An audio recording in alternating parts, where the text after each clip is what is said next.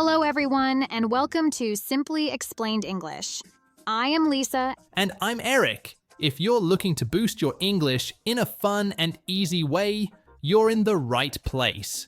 Every episode, we break down English words and phrases, making them simple so that you can understand them easily. So grab a snack, sit back, and let's dive into today's topic. Okay, Eric, what are today's words? The first word today is yummy. Then we will continue with precaution and bump into somebody. Then to be all ears. And the final one is face the music.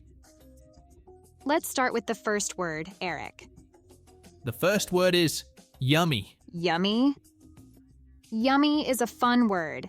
It's an adjective that means something tastes very good or delicious. Yes, people often use yummy to describe food that they really like and enjoy eating. Right. You can say, a cake is yummy, or a pizza is yummy when it tastes very good. And yummy is often used informally, especially by children, but adults use it too when they really like the taste of something.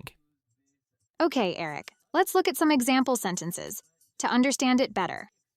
Sure, Lisa. The first sentence is, this chocolate cake is so yummy. It means that the chocolate cake tastes very good. The person really likes how the cake tastes. Yes, and here's another one. She made a yummy pasta for dinner. It means that she cooked pasta for dinner and it tasted very delicious. The pasta was very good to eat. These examples show that yummy is used to talk about food that tastes great. Remember, yummy is a simple and informal way to say something tastes very good. Now let's have a sample dialogue using yummy after the movie clips. Oh, this looks so yummy. It's really yummy. You will like it. Hey, Amber, what are you making? It smells so good. I'm baking cookies. Do you want to try one? They're very yummy. Sure. These cookies are really yummy. You're a great baker. That was a fun dialogue to show how yummy can be used in a conversation. That was a tasty dialogue. Eric, do you have a favorite food that you think is very yummy? Yes, I love pizza. It's always yummy, especially with lots of cheese and pepperoni. Pizza is definitely a yummy choice. Do you cook any yummy dishes yourself? I make a really yummy spaghetti with homemade sauce. It's my favorite thing to cook and eat. That sounds delicious. What's the secret to your yummy spaghetti? I use fresh tomatoes and lots of garlic. It makes the sauce very tasty and yummy. That's great. I think fresh ingredients always make food more yummy. Absolutely. It's fun to cook and try to make food as yummy as possible. We hope our listeners found this explanation and dialogue helpful. All right, what is the next word, Eric? The next word is precaution. Precaution. Precaution. Precaution? What does that mean? A precaution is something you do to prevent something bad from happening. It's like a safety measure. I see. So, if you take a precaution, you are being careful to avoid danger or problems? Like, being careful in advance to avoid problems? Exactly. For example, wearing a helmet when riding a bike is a good precaution. It means that wearing a helmet helps to protect your head in case you fall off your bike. It's a way to keep safe. Right. Washing your hands before eating is a precaution to avoid getting sick. It means that washing your hands helps to keep germs away, so you don't get ill from the food you eat. When we use precaution, it's often used with phrases like take precautions or as a precaution. let's move on to the movie clips and then our sample dialogue now. Two students, Tom and Jane, are talking before starting an experiment. We take every precaution. As a precaution, no names. Hey, Jane, do you have everything ready for our experiment? Yes, but I'm taking a few extra precautions. I brought gloves and goggles. Good idea. I think taking precautions like that is important, especially with chemicals. Absolutely. It's better to be safe and take precautions than to risk getting hurt. That was a useful dialogue. Jane mentioned taking extra precautions in the science lab. What do you think about that, Eric? I think it's very smart. It shows that Jane is careful and doesn't want to take any risks with the experiment. Yes, and it's always good to take precautions when dealing with chemicals. Do you ever take any special precautions yourself, Eric? Yes, I always wear a seatbelt when I drive. It's a precaution to stay safe in case of an accident. What about you, Lisa? I always check that. The doors and windows are locked before I leave the house. It's a precaution to prevent break-ins. Those are good examples. Taking precautions is a simple way to avoid bigger problems later on. Definitely. Okay, that's all for the word precaution. Now it is time to continue with the next word. The next word is bump into someone. Bump into someone. Bump into someone. Oh, that's an interesting phrase. What does bump into someone mean? Bump into someone means to meet someone by chance without planning it. You might see them unexpectedly somewhere. So it's like when you're walking in the park and suddenly you see your friend there? Exactly. For example, I bumped into my old teacher at the supermarket. It means that you met your old teacher by accident while you were shopping? Yes, Lisa. Another example is she bumped into her neighbor at the bus stop. It means she saw her neighbor unexpectedly while waiting for the bus. That's right. It's a phrasal verb, so you use it with the person you meet. You can say bump into a friend or bump into an old classmate. That's helpful to know. Now, let's move on to our sample dialogue. Two friends, John and Emily, are chatting in a city park. Do you remember when we first bumped into each other, old man? I bumped into her 2 years ago. You won't believe who I bumped into yesterday. Who did you bump into? I bumped into Sarah at the coffee shop. We hadn't seen each other in years. That's amazing. It's always nice to bump into old friends. In the dialogue, John bumped into Sarah at the coffee shop, which was a nice surprise. Right. It's great when you bump into someone you haven't seen in a long time. It's like a little reunion without planning it. Yes, it's a nice surprise. Have you ever bumped into someone unexpectedly, Eric? Yes, I once bumped into a childhood friend at the airport. We had a great time catching up. What about you, Lisa? I bumped into my cousin at a music festival. We didn't even know we were both going to be there. It's funny how these unexpected meetings can make your day better. It's always a pleasant surprise. Absolutely. It's great to catch up and reconnect with people.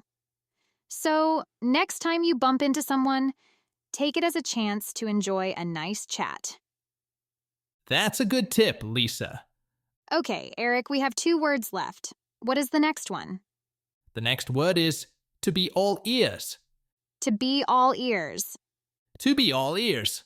Oh, that's an interesting phrase. What does to be all ears mean? To be all ears means to be very eager and ready to listen. It's used when someone is paying close attention and wants to hear what you have to say. So it's like when you are really interested in what someone is going to tell you? Exactly. When you are all ears, you are paying full attention and are very interested in what someone is saying. For example, I'm all ears. Tell me your big news. It means that you are very eager to listen and want to know the news. Yes, that's right. Another example is, when she started talking about the surprise, everyone was all ears. It means that everyone was very interested and paying close attention to hear about the surprise. Now, let's move on to our sample dialogue. At a coffee shop, two friends, Sam and Jessica, are talking. If there's something here that would like to communicate with us, we're all ears. Speak up. Let me give you some advice. I'm all ears.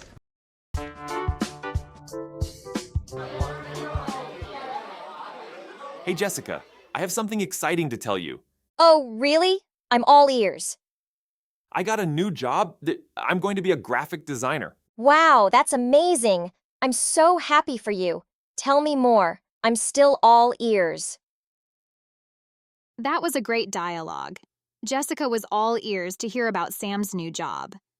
What do you think about that, Eric?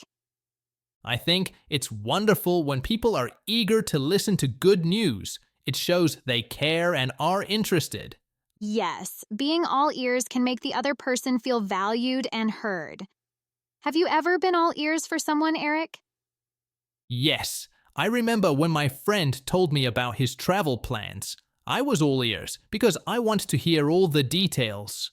What about you, Lisa? I was all ears when my sister told me about her wedding plans. I wanted to know everything. It's nice to be all ears and really listen to others. It shows that you're interested and that you care. Absolutely. It's a good habit to be all ears, especially when someone has something important to share. Okay. Time to explain the last word of today. Could you explain it, Eric? Sure, Lisa. The last word is face the music. Face the music. Face the music. Face the music? It's an interesting phrase. What does it mean? Face the music means to accept the results of your actions. It's when you deal with the results of something you've done, especially if it's something bad or difficult. So it's like when you have to accept the punishment or deal with the problem you caused? Exactly. For example, after breaking the vase, he had to face the music and tell his mom. It means that he had to accept responsibility and deal with the situation by telling his mom about the broken vase. Right. Another example is, she didn't study for the test and now has to face the music of getting a bad grade. It means she has to accept the consequence of not studying, which is getting a low score on the test. Yes, and now let's move on to our sample dialogue. In a school classroom, two students, Alex and Maria, are talking before class starts. To face the music. That's what I decided to do. What do we do? Sometimes a bowler just has to face the music.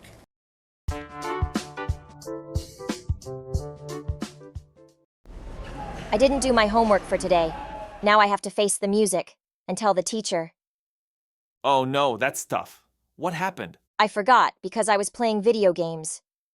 I know. I need to face the music and take the responsibility. I understand. Sometimes we just have to face the music and deal with the consequences. That was a good dialogue. Alex realized he needed to face the music for not doing his homework. What do you think about that, Eric? I think it's important to face the music and accept the results of our actions, even when it's difficult. It's a part of being responsible. Yes, taking responsibility for our actions is a valuable lesson.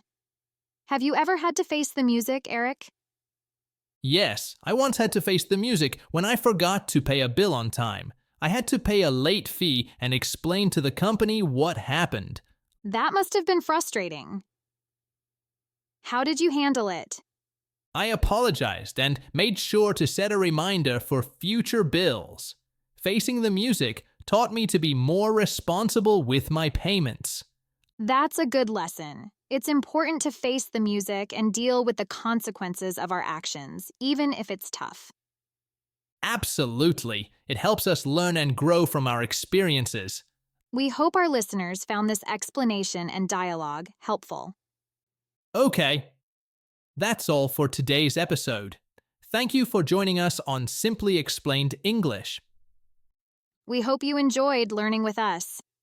Remember, practice makes perfect. Keep using the words and phrases we talked about today to boost your English skills.